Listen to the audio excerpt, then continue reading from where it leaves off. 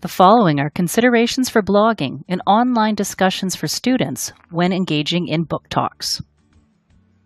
The first thing you need to do is make sure that you have permission to go online and blog about your book. Be sure to check your schedule for post due dates because each week you will have different assignments that you have to keep up with.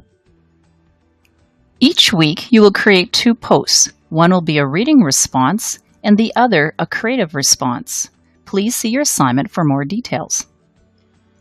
In addition to blogging, each week you'll have a chance to take part in a live chat to talk about your book and connections to our world. The following are reminders when you blog. First, be sure to review the assignment and make sure you understand all expectations. If you have further questions, ask your classroom teacher.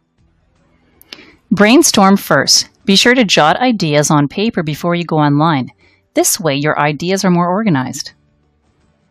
When you go online, consider first composing in Word and use tools like spell check to help you. Make sure that you write in paragraph form.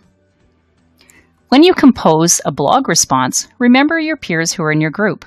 So double check your spelling, punctuation, capitals, and the overall message of your post.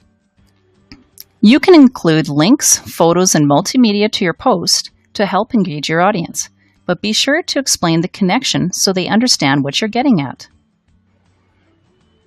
And finally, after you've read over your post, be sure to include a catchy title to capture the attention of your audience.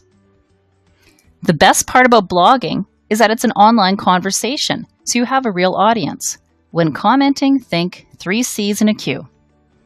First, start off positive. Compliment the person on something specific you have read or observed in the person's post. You may want to say, I really like your comment on, or it is evident that you've put a great deal of thought into. Second, comment on something relevant and meaningful about what the person wrote. Be specific about what you're commenting on. Remember, you don't always have to agree. Just be sure to be polite and tactful. You may start out your sentences with, although you say that, I think that, or you make a good point about, I also want to point out that. Third, connect with something the person wrote. You can choose to have a text to self, text to text, or a text to world connection, but be sure to include details. Try to give a complete explanation or picture to your audience of what you're talking about.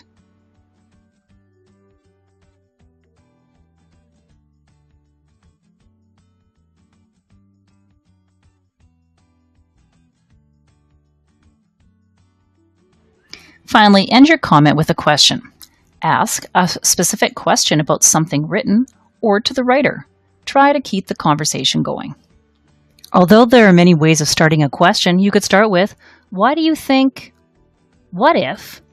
Do you think? If you need other ideas for starting your comments, try some of these. Your post made me think about, I wonder why. Another thing to consider, I can relate to this because this makes me think of, I found myself wondering.